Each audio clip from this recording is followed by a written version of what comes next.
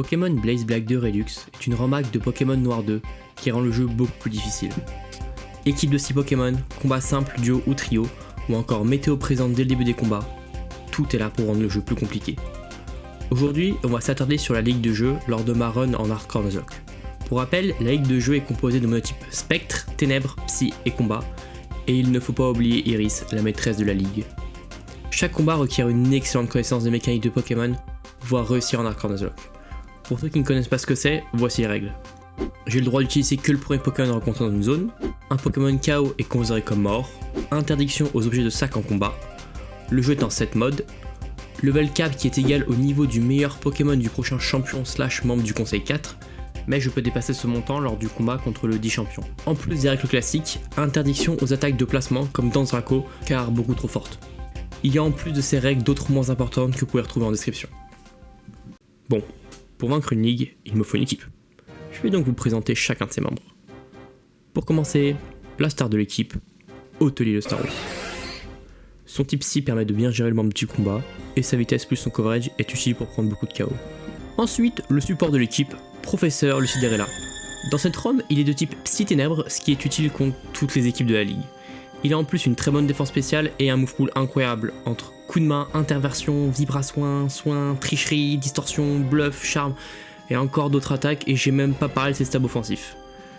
Après, on a Voyante, le bras net qui est passé de type normal spectre dans cette ROM, ce qui le rend vraiment viable pour la ligue. Ce type lui donne une unique faiblesse au type ténèbres, mais surtout 3 immunités dont le type spectre et combat. Et en plus, il a été buff en attaque pour faire des vrais dégâts. On continue avec le rebelle de l'équipe, Retraiter le Chauffoui. C'est un type combat, rapide, qui a accès à bluff plus demi-tour. Vraiment cool. Alors pourquoi je le qualifie de rebelle? Pour comprendre, on va se pencher sur ses IV.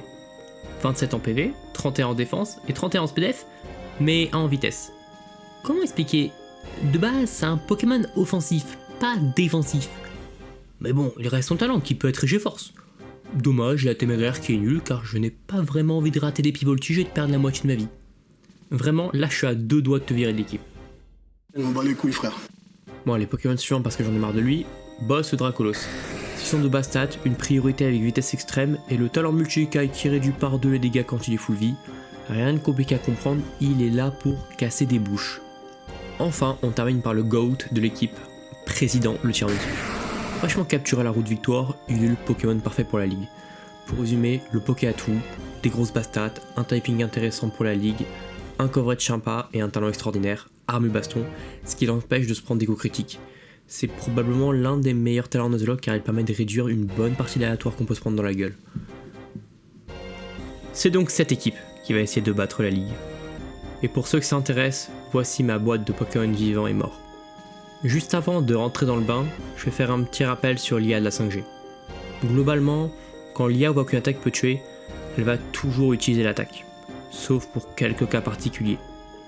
Cependant, s'il y a plusieurs attaques qui peuvent tuer, alors elle va choisir aléatoirement l'une de ces attaques. J'explique ça car comme vous allez le voir, j'ai beaucoup exploité cette mécanique. Après ces explications, c'est l'heure d'y aller.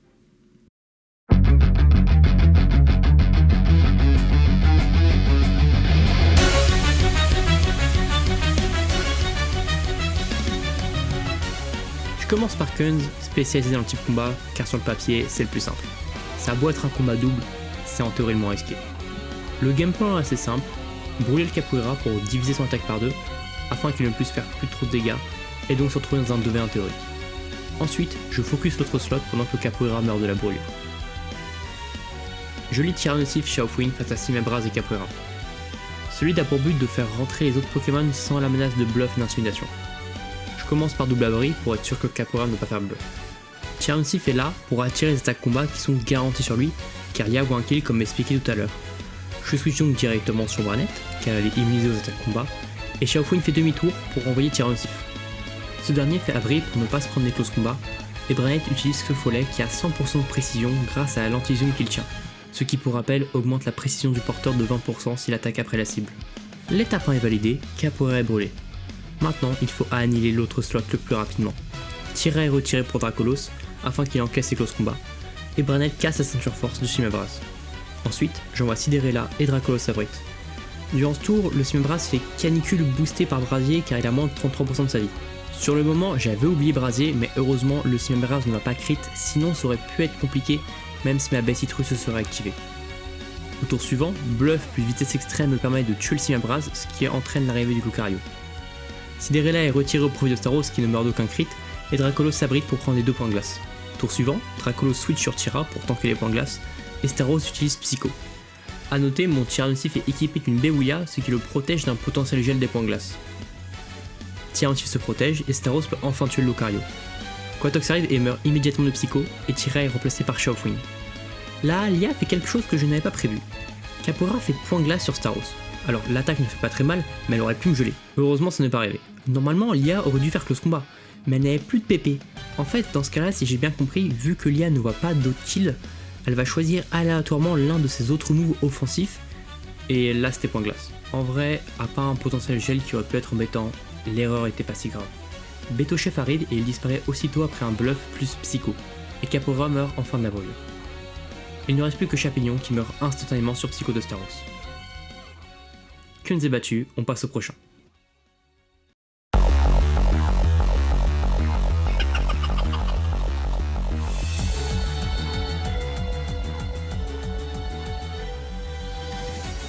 Le deuxième combat c'est contre Anis, la dresseuse spectre, et là on rigole plus du tout. C'est un combat triple, le type de combat le plus dur.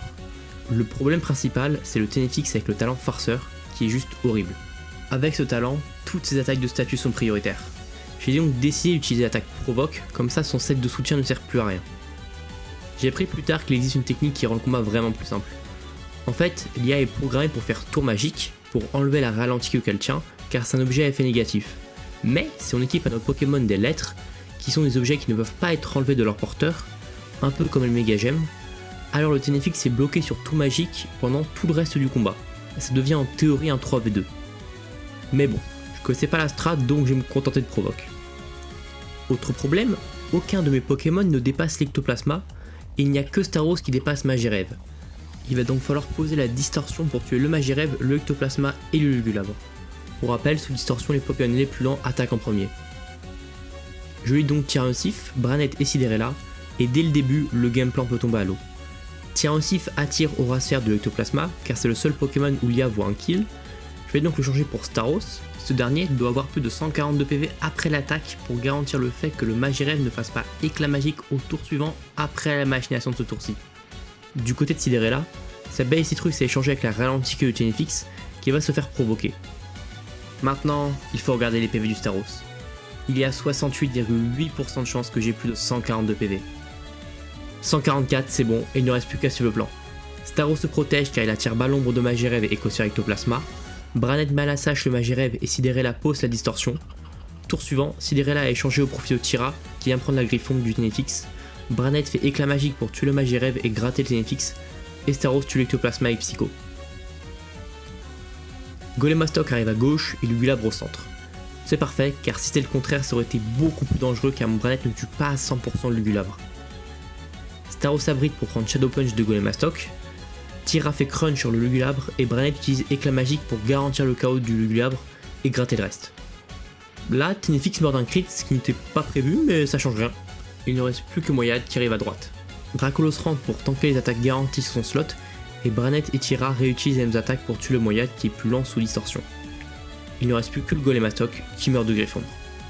Le combat était super dur à préparer et ça pouvait vraiment mal se passer, surtout que j'aurais pu limiter la RNG en apprenant Vibre Obscure à Tyrannosif au cas où le Lugulabre serait arrivé à gauche pour pouvoir le toucher de l'autre bout du terrain. Mais bon, toujours aucun mort à déplorer, on enchaîne.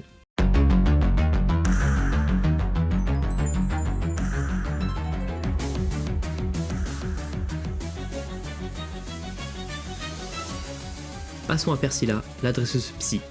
C'est un combat double qui est basé sur la distorsion. Le but va être ici de l'empêcher de placer la distorsion pour éviter que ses Pokémon aient trop l'avantage. Il y a juste quelques problèmes avec le combat, c'est le Metalos et le Darumacho. Pour le Metalos, il tue toute mon équipe avec un crit, sauf Dracolos avec la Multi-Ikai. Et pour Darumacho, c'est plus complexe. Normalement, Darumacho possède un talent qui s'appelle Mode Trans, qui quand il a moins de 50% de ses HP, le transforme en mode Zen, ce qui modifie ses stats et lui fait devenir de type Psy-Feu. Mais dans ce jeu, le talent n'existe plus. Le mode Zen est une forme alternative avec son propre talent, sans limite, qui booste de 30% les attaques à effet secondaire. Et le Poké tire en plus l'orbe vie pour booster ses dégâts de 30%.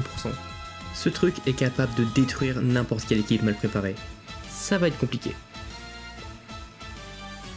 Je lead Xiaofuin et Branette face à Flagados et Musharna. Je commence par U-turn de Mienshao pour chip le Musharna et garantir le kill avec Griffombre de Branette pour empêcher le Musharna de poser la distorsion. Je pivote sur Tyrannusif car il est immunisé au Psycho qui arrive sur ce slot. Là, normalement, vous vous demandez pourquoi mon Tyra n'est pas full vie. Alors dans le jeu, chaque dresseur important nous soigne avant de commencer un combat pour éviter d'utiliser des stratégies comme brûler un Poké avec le talent cran avant un combat. Le truc c'est que je ne savais pas que l'on n'était pas soigné entre deux combats au conseil des 4. Je me suis rendu compte de cela en faisant le deuxième combat. J'aurais donc profité pour laisser mon Tyra avec ce nombre d'HP pour que l'IA voit un kill avec Aura Sphère de Xatu et Point Météore de Métalos. Avec la mort de Musharna, les choses se compliquent. Il y a soit Galam, soit Daruma Chosen qui arrive. Au tour suivant, je tue quoi qu'il arrive le Poké. Problème, il y a plusieurs Poké qui peuvent arriver ensuite. En 5G, quand l'IA perd un Pokémon, le prochain qu'elle va envoyer est celui qui a l'attaque avec la base puissance la plus élevée en appliquant la table des types par rapport à notre Pokémon sur le terrain. En duo, le Pokémon qui est utilisé pour appliquer le multiplicateur de la table des types est aléatoire. Ça devient donc souvent une galère anticipée. Et un bel exemple de cette galère, c'est ce combat. Voilà un schéma de la situation. Globalement, il y a quelques issues plus favorables que d'autres, mais dans tous les cas, il va falloir prendre des risques. Ici, c'est Galam qui arrive. Tyra se protège de close combat et Branette tue le Galam avec Griffombre. Malheureusement, le Flagados attaque le Branette et s'il se fait crit, c'est quasiment perdu.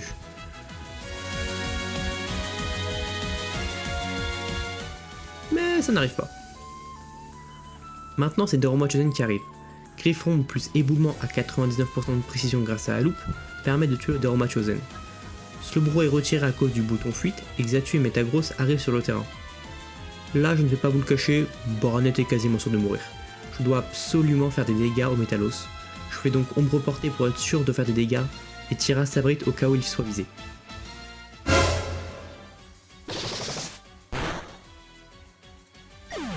Ah, ça c'était pas prévu. J'ai peut-être oublié que Métalos a piste au point et qu'il est plus rapide que moi. Comment dire, c'est un petit peu la merde là. J'envoie Cinderella faire bluff sur le Métalos pour temporiser. Et Tyrannusif switch pour Xiaofuin pour tanker Aura Sphère. Et là, voilà la conséquence de la mort de Branette. Tricherie de Cinderella ne tue pas Métalos à 100%. Il y a 43,8% de chance pour que Métalos meure après la tricherie. S'il ne meurt pas, je vais devoir probablement risquer 2 crits. Xiaofuin s'abrite car il a tiré 2 attaques et Cinderella utilise tricherie.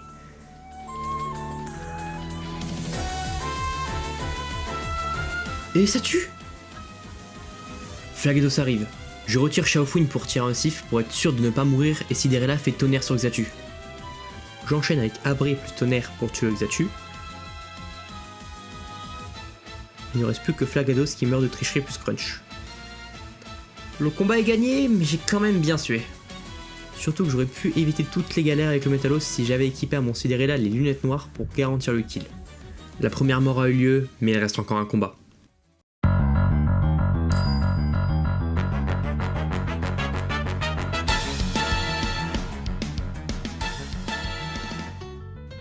Quatrième combat et dernier du conseil, Pieris de type ténèbres. C'est un combat slow, donc logiquement ça devrait être le plus simple, mais en réalité, sans bout de setup, il y a vraiment des pokés durs à passer sans prendre de risques. Les gros dangers sont le Zoroark qui peut se booster et baisser la précision de l'adversaire avec Net Daze, le Tyrannusif qui peut se placer avec Danse Draco, et enfin le Drascore qui à lui tout seul peut finir des runs si on n'a pas un poké qui ne peut pas prendre de crit. En fait, avec son talent sniper et la lentiscope, Tranche-Nuit et Poison Croix ont une chance sur 4 de faire un crit, et donc de faire 3 fois les dégâts de l'attaque de base grâce au talent sniper. En plus de ça, le poké est assez rapide à Danse Lame. Ce truc ne déconne pas. Pour le gérer, je vais devoir utiliser Tyrannusif avec un set bien particulier, Psy-Seul pour faire des dégâts et baisser la vitesse du Drascore, Séisme pour ensuite le tuer, Surpuissance pour tuer le Zoroark et Abri pour récupérer des PV avec les restes. Maintenant, on va pouvoir passer au combat. Je lis Staros qui tient l'orbe vie et tue directement le Crocorible avec Surf. Puis Drascore arrive. Bon, je vous spoil, ce n'est pas Drascore mais Zoroark. Je vois Tyra comme prévu, et là il fait Explonuit. Là, il y a 10% de chance que ça parte en couille. Si l'attaque baisse ma précision, puis je miss mon attaque, alors ça va être compliqué. Heureusement, il ne baisse pas ma précision, puis au tour suivant, il fait Machination et je peux le tuer avec Surpuissance. Ensuite, Corvos arrive. Le plan, c'est de le tuer avec Staros pour attirer le Tyrannosif adverse.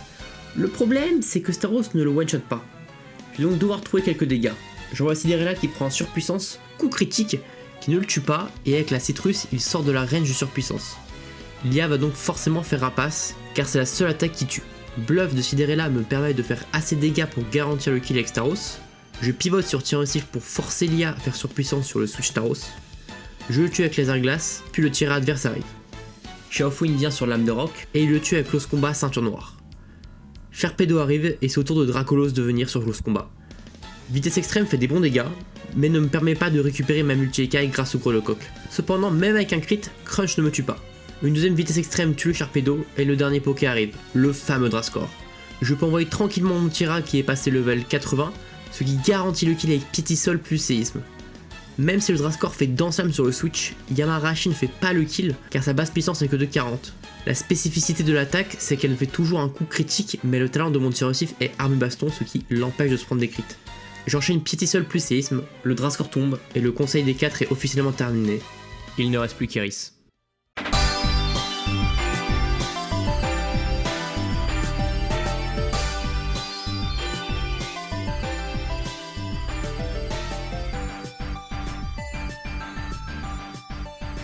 La team d'Iris n'est pas une monotype. Ce qui fait vraiment peur avec son équipe, c'est le Latios Orbe-Vie qui one-shot toute mon équipe sur un coup critique. De plus, beaucoup de membres de son équipe possèdent des attaques de boost, pouvant rendre la situation vraiment compliquée. Je ne vais pas vous le cacher, il y a des Pokés qui vont mourir. Je vous laisse faire un pronostic.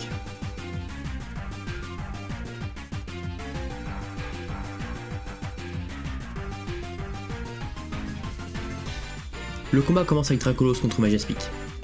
Le Majaspic fait Dracometeor et il miss. Alors dans l'idée c'est bien. Je garde ma multi-écaille, je le tue avec Dracogriffe plus vitesse extrême. Mais derrière le Pangolin arrive et je voulais qu'il fasse Laser Glace. Mais là, je crois qu'il peut aussi faire hâte. Heureusement il fait Laser Glace sur le switch Xiaofun, et vu qu'il tient la Bewuya, il ne peut pas être gelé. Au tour suivant, Xiaofun utilise Close Combat pour le mettre KO sans risquer un coup critique du Hydrocanon. Le prochain Pokémon qui arrive est Togekiss. Je vais devoir utiliser Tombe Roche pour baisser la vitesse du Togekiss, mais j'ai 5% de chance de miss. Pour être honnête, je n'ai pas vraiment de plan B si l'attaque miss. Xiaofun, il faut réussir. L'attaque connecte, mais malheureusement, Xiaofun meurt dans le processus. Tyrannosif peut arriver et venger la mort de Xiaofun avec Escalade, qui est passé de type roche dans ce jeu, et qui ne peut pas louper grâce à la loupe. Alakazam arrive et menace Tira avec Aura Sphère. Je switch donc sur Cinderella pour tanker, puis le tue avec Bluff plus Tricherie, en ayant pris qu'un Écosphère en plus. Le Latios se pointe. Là, je ne meurs de rien à part d'un crit. Faut prier.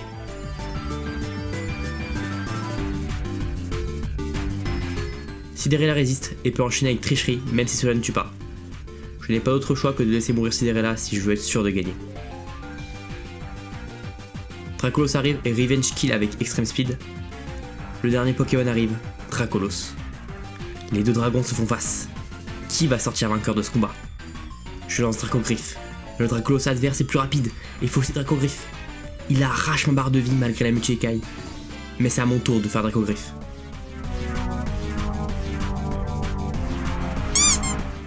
Ah, ça fait moins mal. Tu sais quoi, boss? Je crois que tu ne vas pas gagner ce combat. Laisse Tira terminer. Il arrive, tank une Dracogriffe, puis une deuxième, et lance Laser Glace. Ce qui scelle notre victoire. Iris est battu, et Blaze Bike de Redux en hardcore Nuzlocke aussi.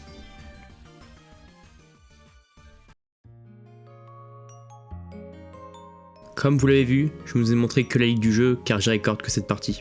Cette ROM a été faite par Dryano et Afexcube, donc un grand merci à eux. Et pour ceux que ça intéresse, la version 1.5 de la ROM va bientôt sortir. En ce qui concerne la chaîne, l'objectif va être de montrer mes runs en hardcore Nuzlocke, mais aussi de parler de sujets autour de ça. Merci d'avoir regardé la vidéo.